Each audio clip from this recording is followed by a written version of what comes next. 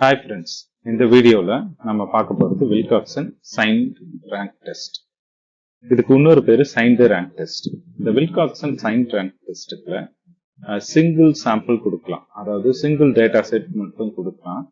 இல்லைன்னா இந்த bird data set கொடுத்து கூட வில்காக்சன் சைன்ட் ரேங்க் டெஸ்ட்டை பர்ஃபார்ம் பண்ண சொல்லி கேட்கலாம். சிங்கிள் டேட்டா செட்னா உங்களுக்கு தெரியும், இந்த டேட்டா வேல்யூஸ் வந்து சிங்கிள் டேட்டா செட் சிங்கிள்ஸ் வேல்யூஸா அப்படி வரும். பேர்டு டேட்டா செட்ஸ் அப்படி எப்படின்னு பார்த்தீங்கன்னா ரெண்டு சாம்பிள் கொடுத்து அந்த கம்பேரிசனை வந்து வில்காக்சன் ரேங்க் டெஸ்ட் மூலமா டெஸ்ட் பண்ண சொல்லுவாங்க. இது எதுக்கு யூஸ் ஆகுதுன்னு பார்த்தோன்னா அந்த சாம்பிளோட வேல்யூஸ் வந்து சிமெட்ரிக்கலி டிஸ்ட்ரிபியூட்டட் அபவுட் இட்ஸ் மீன் அப்படின்னு டெஸ்ட் பண்றதுக்கு இந்த Wilcoxon signed rank test use ஆகுது.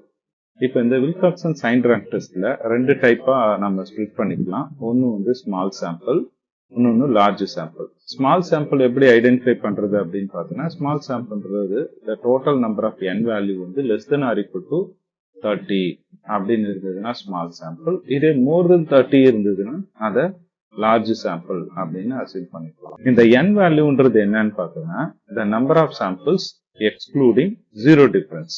ஒரு சில சாம்பிளுக்கு ஜீரோ டிஃபரன்ஸ் வந்ததுன்னா அதை அவாய்ட் பண்ணணும். ப்ராப்ளம் போடும்போது இந்த ஜீரோ டிஃபரன்ஸ் என்ன அப்படின்றது நம்ம கிளியரா பார்ப்போம். ஃபர்ஸ்ட் ஸ்டெப் வந்து கொடுத்திருக்கிற ப்ராப்ளத்துல நல் ஹைபோதீசிஸ் என்ன, ஆல்டர்னேட் ஹைபோதீசிஸ் என்ன அப்படின்றத நம்ம ஃபர்ஸ்ட் டிஃபைன் பண்ணிக்கணும். நல் ஹைபோதீசிஸ் நம்ம என்னன்னு சொல்றோம், நம்ம H0 சொல்றோம். இந்த H0ன்றது வந்து பாத்தீங்கன்னா the median value is equal to the what we are assuming, the median value அப்படின்ற மாதிரி அசியூம் பண்ணிக்கிறோம். இது வந்து நல் ஹைபோதீசிஸ். ஆல்டர்னேட், ஸோ அத வேர்டிங்ஸ்ல சொன்னா there is no significant difference in the median data and the corresponding data அப்படின்னு சொல்லலாம். Or otherwise all the data are symmetrically distributed about its mean அப்படின்னு சொல்லி நம்ம நல் ஹைபோதீசிஸ் அசியூம் பண்ணிக்கலாம். ஆனா ஆல்டர்னேட் ஹைபோதீசிஸ் என்னன்னா இதனோட ஆப்போசிட். இது ப்ராப்ளத்துக்கு தகுந்த மாதிரி ஆல்டர்னேட் ஹைபோதீசிஸ் வந்து டூ டெய்ல்டா இருக்கலாம், இல்லைன்னா டூ டெய்ல்டு அப்படின்னு ப்ராப்ளத்தை நீங்க டூ டெய்ல்டு அப்படின்னு ஐடென்டிஃபை பண்ணீங்கன்னா இந்த alternated hypothesis mu naught equal to mu naught.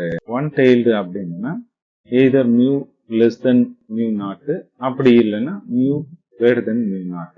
ரெண்டு ஹைபோதீசிஸ். இந்த ஹைபோதீசிஸ் நம்ம ப்ராப்ளத்துக்கு தகுந்த மாதிரி இந்த ஹைபோதீசிஸை ஐடென்டிஃபை பண்றது நம்மளோட ஒர்க். ஒரு ப்ராப்ளம் எடுத்துக்கிட்டு அந்த ப்ராப்ளத்துல நம்ம இந்த ஹைபோதீசிஸை எப்படி டிஃபைன் பண்றோம் அப்படின்னு பார்ப்போம்.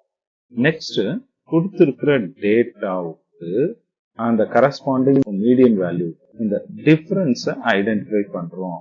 டிஃபரன்ஸ் வந்து ஒவ்வொரு வேல்யூக்கும் டிஃபரன்ஸை ஐடென்டிஃபை பண்றோம். ஸோ அதுதான் ஃபர்ஸ்ட் ஸ்டெப். டிஃபரன்ஸ் ஐடென்டிஃபை பண்ண பின்னாடி இந்த டிஃபரன்ஸ்ல ஜீரோஸ் வந்ததுன்னா இக்னோர் பண்ணிக்கிறோம்.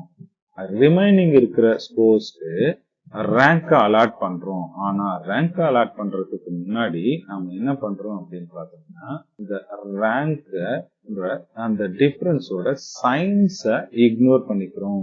எக்ஸாம்பிள், எனக்கு இந்த டிஃபரன்ஸ் டி வேல்யூ வந்து -5 வருதுன்னா நான் -5 எடுக்க மாட்டேன். -5க்கு பதிலா அப்சல்யூட் வேல்யூ ஆஃப் டி எடுத்துக்குவேன். இந்த அப்சல்யூட் வேல்யூ ஆஃப் டி வந்து 5. இந்த 5க்கு தான் ரேங்க் அசைன் பண்ணணுமே தவிர இந்த -5 கன்சிடர் பண்ணக்கூடாது. ரேங்க் அசைன் பண்ணும்போது அந்த ஸ்மாலஸ்ட் டிஃபரன்ஸ்க்கு ரேங்க் 1 அப்படின்னு ஃபர்ஸ்ட் ஸ்டார்ட் பண்ணுங்க. மற்ற டிஃபரன்ஸ்க்கெல்லாம் அடுத்தடுத்து ரேங்க் கொடுக்கணும். ரேங்க் கொடுக்கறது நம்ம எப்படி ஐடியா தான். 5th ரேங்க்கும் வந்து 25 வருது டிஃபரன்ஸ், அண்ட் 6th ரேங்க்கும் 25 வருது அப்படின்னு பார்த்தோன்னா 5th ரேங்க் 6th ரேங்க் 25 வருதுன்னா இது ரெண்டுத்துக்கும் நீங்க 5, 6 அப்படின்னு ரேங்க் கொடுக்காம இன்ஸ்டெட் ஆஃப் என்ன பண்ணணும், இதனோட ஆவரேஜ் எடுக்கணும். 5th ரேங்க் 6th ரேங்கோட ஆவரேஜ் என்ன, 5, 6 divided by 2, இது வந்து 5.5 வரும். 5.5 5.5. அப்போ இந்த 25க்கு என்ன ரேங்க் கொடுக்கணும்னு பார்த்தோம்னா ரேங்க் வேல்யூ, இது டிஃபரன்ஸ் வேல்யூ, இது ரேங்க் வேல்யூ. ரேங்க் வேல்யூ என்ன பண்ணணும் 5.5. இதனோட ரேங்க் வேல்யூ என்ன பண்ணணும், இதுவும் வந்து 5.5 அப்படின்ற மாதிரி நம்ம ரேங்க் அசைன் பண்ணோம். ரேங்க் அசைன் பண்ணிட்டீங்கன்னா டெஸ்ட் ஸ்டாட்டிஸ்டிக்ஸ் கால்குலேட் பண்றோம். டெஸ்ட் ஸ்டாட்டிஸ்டிக் கால்குலேட் பண்றதுக்கு ஃபார்முலா என்னன்னு பார்த்தோம்னா we have to find the R value. R value find out பண்ணணும்னா we have to find the minimum of R minus R plus. R minus என்றது எந்தெந்த rank எல்லாம் வந்து negative difference வருதோ அந்த ரேங்கோட சம் எடுத்துக்கிறோம். ஸோ ஆர் மைனஸ் என்பது negative difference வர்றதுடைய ரேங்கோட some. அதே மாதிரி ஆர் பிளஸ்ன்றது பாசிட்டிவ் டிஃபரன்ஸ் ரேங்கோட சம். இது ரெண்டுத்துக்கும் மினிமம் வேல்யூ தான் ஆர். ஆனா இது எப்போ அப்படின்னு பார்த்தோம்னா கொடுத்திருக்கிற ப்ராப்ளம் 2-tailed டெஸ்டா இருந்தா we have to take the minimum. Suppose இது 1-tailed டெஸ்டா இருந்து the corresponding alternate hypothesis வந்து mu greater than mu naught இருந்ததுன்னா we have to assume the R value, test statistics R value is R minus. இல்ல எனக்கு 1-tailed test தான் but mu less than mu naught வந்து alternate hypothesisல வந்திருக்கு அப்படின்னா R equal to R plus. So இது வந்து test ஸ்டாட்டிஸ்டிக்ஸா எடுத்துக்கணும். டெஸ்ட் ஸ்டாட்டிஸ்டிக்ஸ் முடிஞ்ச பின்னாடி கன்க்ளூஷன் எழுதுவோம். கன்க்ளூஷன் எழுதுறதுக்கு என்ன பண்ணுவோம் பார்த்தோம்னா we have to move for R table. R டேபிளுக்கு போனோம். R டேபிள்ல டேபிள் வேல்யூவை ஐடென்டிஃபை பண்ணிக்கிறோம். டேபிள் வேல்யூ ஐடென்டிஃபை பண்றதுக்கு என்னென்ன வேல்யூ அப்படின்னு தேவை அப்படின்னு பார்த்தோம்னா we need of n, அப்புறம் வந்து the level of alpha, and இது வந்து 2-tailed 1-tailed. இந்த 3 டேட்டா தெரிஞ்சிச்சுன்னா இந்த டேபிள் வேல்யூ ஐடென்டிஃபை பண்ணிக்கலாம். டேபிள் வேல்யூ ஐடென்டிஃபை பண்ணி இப்போ டேபிள் வேல்யூ சின்னதாகவும் நம்மளோட கால்குலேட்டட் வேல்யூ ஆர்ஸ் ஆகவும் இருந்ததுன்னா அக்செப்ட் H0, இதுக்கு ஆப்போசிட்டா இருந்ததுன்னா ரிஜெக்ட் H0. ஸோ இதுதான் நம்ம ப்ராப்ளம். இப்போ நம்ம என்ன பண்ணுவோம், ஒரு ப்ராப்ளத்தை எடுத்து சால்வ் பண்ணுவோம். First problem, it is recommended that the woman should not consume more than 70 gram of fat per day. A random sample of 12 students, nurses at an institution were asked to estimate as carefully as possible how much fat they ate on one particular day. This result was measured in the grams. So 85, 120 இந்த data கொடுத்திருக்காங்க. Is there evidence at 5% level that the nurses are consuming more fat than they should? So கொஸ்டினை புரிஞ்சிட்டு இருப்பீங்கன்னு நினைக்கிறேன். மொத்தமா 12 student இருக்காங்க. So அவங்க consume பண்ண வேண்டிய ஃபேட்டினுடைய அளவு மோர் தென் 70 கிராம் பர் டே வரக்கூடாது அப்படின்ற மாதிரி மெஷர் பண்ணியிருக்காங்க. ஸோ அவங்க கன்சியூம் பண்ண டேட்டாஸும் இங்க ஸ்பெசிஃபை பண்ணியிருக்காங்க. அந்த கன்சியூம் பண்ண டேட்டாவை இங்க கொடுத்துருக்காங்க. நாம என்ன ஃபைண்ட் அவுட் பண்ணணும் அப்படின்னு பார்த்தோம். 5% லெவல் ஆஃப் சிக்னிபிகன்ஸ்க்கு அந்த நர்சஸ் டேட்டா வந்து சிமெட்ரிக்கலா டிஸ்ட்ரிபியூட் ஆயிருக்கா, அதாவது சிம்பிளா so 70 gram fat per day அப்படின்னு இருக்கா இல்லையா அப்படின்றத டெஸ்ட் பண்ண போறோம். ஸோ இதை டெஸ்ட் பண்றதுக்கு ஃபர்ஸ்ட் வந்து இந்த சாம்பிளோட கவுண்ட் தெரியணும். ஆக்சுவலா எனக்கு டோட்டலா எத்தனை சாம்பிள்ஸ் கொடுத்துருக்காங்க. ஸோ டோட்டலா n is equal to என்ன வருது, n is equal to 12. n is equal to 12னா it is less than or equal to 30. இது less than or equal to 30 அப்படின்னா என்ன அசியூம் பண்ணிப்போம், ஸ்மால் சாம்பிள்.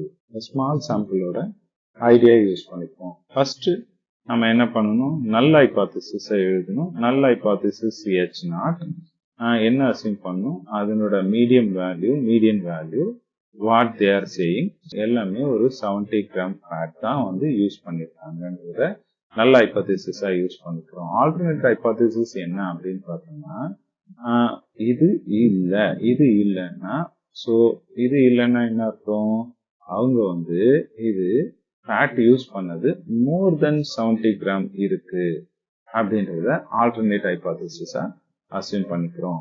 ஓகே, இப்போ நாம டெஸ்ட்டை பெர்ஃபார்ம் பண்றதுக்கு இந்த மாதிரி ஒரு டேபிளை ஜென்ரேட் பண்ணணும். இந்த டேபிள்ல என்னன்னு பார்த்தோம்னா இந்த கன்சியூம்டு வேல்யூவை இப்போ ஃபர்ஸ்ட் காலம்ல எழுதிக்கிறேன். அதாவது கொடுத்துருக்கிற டேட்டாவை ஃபர்ஸ்ட் காலம்ல எழுதிக்கிறீங்க. இது ஃபர்ஸ்ட் ஐடியா. அதுக்கு அடுத்து என்ன பண்ணணும்னு பார்த்தோம்னா இங்க நம்மளுக்கு இந்த மீடியன் வேல்யூ அவங்களோட மெஷர்மெண்ட் வந்து 70 கொடுத்துருக்காங்க. இந்த 70க்கு டிஃபரன்ஸை கால்குலேட் பண்ணிக்கணும். டிஃபரன்ஸ், ஸோ அந்த டிஃபரன்ஸ் டி எப்படி டிஃபைன் பண்றோம்னா difference D is equal to X minus 70. அப்போ 85 minus 70 இப்போ 85 இருக்கு. இது என்ன அப்படின்னு பார்த்தோம்னா இது 85 minus 70. 85 minus 70 15 வந்துருச்சு. அதே மாதிரி ஒவ்வொரு x வேல்யூல இருந்து 70ய சப்ட்ராக்ட் பண்ணிக்கிறேன். இப்போ 70ய சப்ட்ராக்ட் பண்ணிட்டு இந்த காலம் ஃபுல்லா ஃபில் பண்ணிடுறேன். இந்த காலம் ஃபுல்லா ஃபில் பண்ணிடுறேன். So that is first. இப்போ நாம ரேங்க் போடணும். இப்போ ரேங்க் இந்த டிஃபரன்ஸ்க்கு தான் போடணும். ஆனா இந்த டிஃபரன்ஸ்க்கு ரேங்க் போடும்போது நாம இந்த நெகட்டிவ் சைனை அவாய்ட் பண்ணணும். இங்க பாருங்க -25 நெகட்டிவ் ஆயிருக்கு.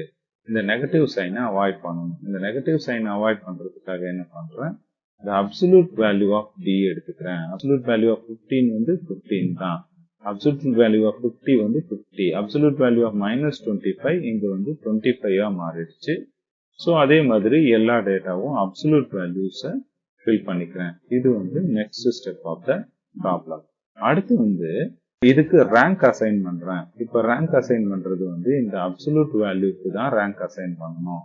ஸோ ரேங்க் அசைன் பண்ணும்போது ஏற்கனவே சொன்ன மாதிரி நம்ம ஸ்மாலஸ்ட் வேல்யூக்கு த ரேங்க் 1 கொடுக்கணும். இது இருக்கிறதுலே ஸ்மாலஸ்ட் வேல்யூ என்ன, ஸ்மாலஸ்ட் வேல்யூ வந்து எனக்கு 5 வந்திருக்கு.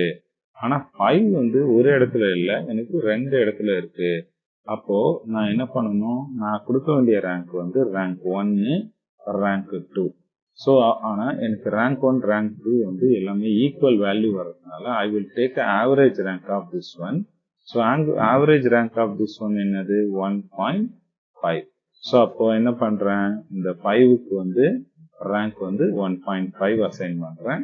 இந்த 5க்கும் ரேங்க் வந்து 1.5 அசைன் பண்ணிடுறேன். ஓகே, அப்போ அப் டு 2 ரேங்க்ஸ் ஓவர். இப்போ தேர்ட் ரேங்க் ஃபிட் பண்ணணும். தேர்ட் ரேங்க் எதுக்கு ஃபிட் பண்ணலாம், இந்த நெக்ஸ்ட் ஸ்மாலஸ்ட் வேல்யூ வந்து பாத்தீங்கன்னா நம்மளுக்கு என்ன வருது 15. 15 பாத்தீங்கன்னா இங்க ஒரு வேல்யூ 15 இருக்கு, இங்க ஒரு வேல்யூ 15 இருக்கு. ஸோ வேற எங்கன்னா 15 இருக்கா, நோ. ஸோ அப்ப 2 15 இருக்கு. நான் அசைன் பண்ண வேண்டிய ரேங்க் வந்து 3 அப்புறம் 4. So I can't assign 3, 4 directly. ஏன்னா இந்த 2 15 இருக்கு, ரெண்டும் சேமா இருக்கு. அதனால ஆவரேஜ் ரேங்க் எடுத்துக்கிறேன். ஆவரேஜ் ரேங்க் எடுத்தேன்னா எனக்கு 3.5 வரும். ஸோ 3.5 வந்து ஸோ இந்த 15க்கும் 3.5 அசைன் பண்றேன், இந்த 15க்கும் 3.5 அசைன் பண்றேன். இப்போ ரேங்க் 4 வரையும் அசைன் பண்ணியாச்சு. ரேங்க் 5 அசைன் பண்றதுக்கு நெக்ஸ்ட் டேட்டா எடுக்கணும். Next data 20. இந்த 20க்கு ரேங்க் 5 அசைன் பண்ணிடுறேன். அடுத்து வந்து 21, 21க்கு ரேங்க் 6 அசைன் பண்ணிடுறேன். 21க்கு அடுத்து 25. எஸ். ஸோ 25ம் எப்படி இருக்கு பாருங்க, 25ம் எனக்கு இங்க ஒரு 25, இங்க ஒரு 25, 2 ரேங்க் இருக்கு. எந்த ரேங்க் இப்போ கடைசியா அசைன் பண்ணது ரேங்க் 6. அப்ப ரேங்க் 7ம் ரேங்க் 8ம் சிமிலர் வேல்யூவா இருக்கு, சேம் வேல்யூவா, ஈக்குவல் வேல்யூவா இருக்கு. அப்ப ஆவரேஜ் எடுத்துக்கணும். ஆவரேஜ் என்னது 7.5. ஸோ அப்போ இதுக்கு 7.5 ரேங்க் அசைன் பண்றேன், இதுக்கு 7.5 ரேங்க் அசைன் பண்றேன். நெக்ஸ்ட் 25க்கு அடுத்த வேல்யூ வந்து பாத்தீங்கன்னா 30. 30க்கு ரேங்க் 8 வரையும் அசைன் ஆயிடுச்சு, ரேங்க் 9 அசைன் பண்ணியிருக்கேன். 31 sorry 35 is the next value. 35 அப்படின்னா ரேங்க் 10. அடுத்து 35க்கு அடுத்து ரேங்க் 11 வந்து 50க்கு அசைன் பண்ணியிருக்கேன், ரேங்க் 12 அசைன்ட் ஹியர். ஓகே, எல்லா ரேங்க்கும் இப்போ நம்ம அசைன் பண்ணிட்டோம். இப்போ நாம என்ன பண்ண போறோம் அப்படின்னு பார்த்தோம்னா R plus R minus calculate பண்ண போறோம். R plus R minus calculate பண்றதுக்கு நாம எப்படி கால்குலேட் பண்ணோம் அப்படின்னு பார்த்தோம்னா ஃபர்ஸ்ட் ஆர் பிளஸ். இந்த ஆர் பிளஸ் வேல்யூ கால்குலேட் பண்றதுக்கு எந்தெந்த டிஃபரன்ஸ் எல்லாம் பாசிட்டிவ் டிஃபரன்ஸ் இருக்கோ அந்த ரேங்க்ஸ் எல்லாம் எடுத்துக்கிறேன். நான் நெகட்டிவ் டிஃபரன்ஸை ஃபர்ஸ்ட் கவுண்ட் பண்ணிக்கலாமா? இங்க பாருங்க, இந்த 25 வந்து ஒரு நெகட்டிவ் டிஃபரன்ஸ். ஓகே, இந்த டி வேல்யூ. அடுத்து இந்த 20 வந்து ஒரு நெகட்டிவ் டிஃபரன்ஸ். அப்புறம் இந்த -5 வந்து ஒரு நெகட்டிவ் டிஃபரன்ஸ். -5ன்றது ஒரு நெகட்டிவ் டிஃபரன்ஸ். இந்த -21ன்றது நெகட்டிவ் டிஃபரன்ஸ். அப்போ இருக்கிற எல்லா நெகட்டிவ் டிஃபரன்ஸும் அவாய்ட் பண்ணிட்டு மீதி டிஃபரன்ஸ் என்னென்ன இருக்குன்னு பாருங்க. இங்க டிக் மார்க் பண்றேன். 3.5 ஏன்னா இது பாசிட்டிவ் டிஃபரன்ஸ் 15, அதனால இது 3.5 ரேங்க். அப்புறம் இந்த ரேங்க் இதெல்லாம் வந்து பாசிட்டிவ் டிஃபரன்ஸ். பாருங்க, இதெல்லாம் பாசிட்டிவ் டிஃபரன்ஸ். இந்த டிஃபரன்ஸ் எல்லாம் பாசிட்டிவ் டிஃபரன்ஸ். அப்போ இதனோட கரஸ்பாண்டிங் ரேங்க் எடுத்து எழுதுறேன். இதனோட கரஸ்பாண்டிங் ரேங்க் என்ன 3.5 எடுத்துக்கிட்டேன். இதனோட கரஸ்பாண்டிங் ரேங்க் 11. இந்த பாசிட்டிவ் டிஃபரன்ஸ்க்கு 7.5, இந்த பாசிட்டிவ் டிஃபரன்ஸ்க்கு 9, இந்த பாசிட்டிவ் டிஃபரன்ஸ்க்கு ஒரு 3.5, இந்த பாசிட்டிவ் டிஃபரன்ஸ்க்கு ஒரு 10, இது ஒரு 12. ஸோ இதெல்லாம் ஆட் பண்ணுங்கன்னா I am getting R plus equal to 56.5. 56.5 வருது. இதே மாதிரி என்ன பண்ணணும், R மைனஸ் கால்குலேட் பண்ணணும். R மைனஸ் கால்குலேட் பண்றதுக்கு பாருங்க, நெகட்டிவ் டிஃபரன்ஸ். ஸோ இது ஒரு நெகட்டிவ் டிஃபரன்ஸ், இது ஒரு நெகட்டிவ் டிஃபரன்ஸ், இது ஒரு நெகட்டிவ் டிஃபரன்ஸ், இதுவும் நெகட்டிவ் டிஃபரன்ஸ், இதுவும் நெகட்டிவ் டிஃபரன்ஸ். 5 வேல்யூ இருக்கா? இந்த 5 கரஸ்பாண்டிங் வேல்யூவை நான் எழுதிக்கிறேன். இதனோட டோட்டல் என்ன இருக்கு? 21.5. ஸோ அப்போ R மைனஸ் வேல்யூ வந்துருச்சு. ஓகே, இப்போ நம்ம டெஸ்ட் ஸ்டாட்டிஸ்டிக்ஸை டிஃபைன் பண்ணோம். டெஸ்ட் ஸ்டாட்டிஸ்டிக் R வேல்யூ வந்து 3 வகையா இருக்கு. என்ன அப்படின்னு பார்த்தோம்னா, R is equal to minimum of R minus, R plus. இது எப்போ அப்படின்னு பார்த்தோம்னா, டூ டெய்ல்டு டெஸ்டா இருந்தா, டெஸ்டா இருந்தா. ஓகே, இது டூ டெய்ல்டா செக் பண்ணுவோம் பாருங்க. ஸோ டூ டெய்ல்டு எப்படி செக் பண்ணுவோம்? நம்ம ஹைபாதிசிஸ் வச்சு, alternate hypothesis mu naught equal to அப்படின்னு வந்ததுன்னா டூ டெய்ல். ஆனா இங்க என்ன இருக்கு? மியூ நாட் ஈக்குவல் டு இல்ல, mu greater than 70 gram. So அப்போ mu greater than mu naught எதுக்கு வருது பாருங்க. Mu greater than mu naught இங்க பாருங்க, நம்ம ஸ்டாட்டிஸ்டிக்ஸ் படி, நம்ம ஸ்டாட்டிஸ்டிக்ஸ் கால்குலேட் பண்றது படி மியூ கிரேட்டர் தென் மியூ நாட்னா R வேல்யூ என்ன எடுத்துக்கணும்? R value is equal to R minus. So அப்போ இங்க mu greater than mu naught, mu greater than 70 தானே யூஸ் பண்ணியிருக்கோம். அப்போ வந்து R வேல்யூ வந்து என்ன எடுத்துக்கும்? R minus. R minus value என்ன? 21.5. இங்க நம்ம அடுத்து டேபிள் வேல்யூ கால்குலேட் பண்ணோம். டேபிள் வேல்யூ கால்குலேட் பண்றதுக்கு என்ன வேணும் நம்மளுக்கு? இந்த n வேல்யூ வேணும். n வேல்யூன்றது இந்த நம்பர் ஆஃப் அப்சர்வேஷன். நீங்க நோட் பண்ணிக்கோங்க, n வேல்யூ வந்து 0 டிஃபரன்ஸ் இருந்ததுன்னா n வேல்யூவை நெக்லெக்ட் பண்ணிக்கணும். இங்க எதுனா 0 டிஃபரன்ஸ் இருக்கா? தேர் இஸ் நோ 0 டிஃபரன்ஸ், எல்லாமே இருக்கு. அப்ப டோட்டலா எனக்கு 12 டேட்டாஸ். அந்த 12 டேட்டாஸை நான் இங்க n வேல்யூவை எழுதிக்கிறேன். ஓகே, 5% லெவல் ஆஃப் சிக்னிபிகன்ஸ் ப்ராப்ளத்திலேயே கொடுத்துட்டாங்க. 5% லெவல் ஆஃப் சிக்னிபிகன்ஸ். சப்போஸ் இது கொடுக்கவே இல்லை அப்படின்னா நீங்க 5% லெவல் ஆஃப் சிக்னிபிகன்ஸ் எடுத்துக்கணும். இல்ல எதனா மென்ஷன் பண்ணிருந்தாங்கன்னா அந்த லெவல் ஆஃப் சிக்னிபிகன்ஸ் எடுத்துக்கணும். அடுத்து என்ன சொன்னேன்? இது ஒன் டெய்ல்டா டூ டெய்ல்டான்றதும் நம்மளுக்கு தேவை. இது ஒன் டெய்ல்டு டெஸ்ட். ஏன்னா H1 என்னவா இருக்கு? H1 is mu greater than 70, one tailed test. Okay, இப்ப கிரிட்டிக்கல் வேல்யூ இல்ல டேபிள் வேல்யூ அதை எப்படி பாக்குறது அப்படின்னு பார்ப்போம். இப்ப நான் டேபிள் எடுத்துக்கிறேன். n வேல்யூ இங்க கொடுத்திருக்காங்க. ஒன் டெய்ல்டு டெஸ்டா இருந்ததுன்னா நாம இந்த டேட்டாஸை ஃபாலோ பண்ணிக்கணும். இதே வந்து டூ டெய்ல்டு டெஸ்டா இருந்ததுன்னா இந்த டேட்டாஸை ஃபாலோ பண்ணிக்கணும். இப்ப என்னோட ப்ராப்ளம் ஒன் டெய்ல்டு டெஸ்ட். அப்போ இந்த டேட்டாவில் ஃபாலோ பண்ணிக்கணும். ஆல்பா லெவல் என்ன? 0.05. ஸோ அப்ப இதை நான் எடுத்துக்கணும். இதே ஆல்பா லெவல் வந்து 2.5%ன்னா you can take this one. இப்போ என்னோட வேல்யூ என்ன? என்னோட வேல்யூ எனக்கு 12. அப்போ 12ல என்ன பண்ணிக்கணும்? 12ல நேரா நம்ம ஆல்பா லெவலை பார்க்கணும். இப்போ 12ல ஆல்பா லெவல், இங்க ஆல்பா லெவல் 0.05. ஸோ அப்போ 0.05க்கும் இந்த 12க்கும் இன்டர்செக்ட் ஆகிற பிளேஸ் வந்து பார்த்தோன்னா 17. அப்போ எனக்கு கிரிட்டிக்கல் வேல்யூ, அதாவது டேபிள் வேல்யூ ஆஃப் R வந்து என்ன கிடைச்சிருக்கு? 17. ஸோ அப்போ டேபிள் வேல்யூ ஆஃப் R கிடைச்சிருச்சு. டேபிள் வேல்யூ ஆஃப் R என்ன கிடைச்சிருக்கு? எனக்கு 17 கிடைச்சிருக்கு. ஓகே, இது டேபிள் வேல்யூ. இங்க நம்ம என்ன அப்சர்வ் பண்றோம் அப்படின்னு பார்த்தோம்னா, கால்குலேட்டட் R வேல்யூ வந்து 21.15, but table R value 17. So எனக்கு கால்குலேட்டட் வேல்யூ கிரேட்டரா இருக்கு. நம்ம கன்க்ளூஷன் படி if R greater than the table value then accept H0. So அப்போ என்ன கன்க்ளூஷன் கொடுக்குறோம்? இங்க H0 is accepted. Thank you student.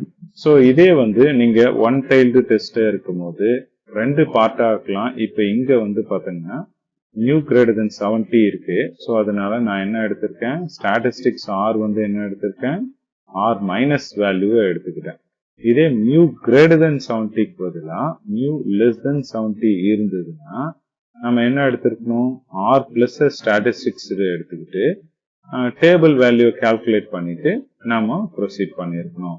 இதே mu நாட் ஈக்குவல் டு 70ன்றது வந்து ஆல்டர்னேட் ஹைபோதீசிஸா இருந்ததுன்னா நாம என்ன பண்ணிருக்கணும், ஆர் பிளஸ்லயும் ஆர் மைனஸ்லயும் மினிமம் வேல்யூ என்னன்னு கண்டுபிடிச்சு அதை தான் வந்து ஆர் கால்குலேட்டர் வேல்யூவா எடுத்துக்கணும்.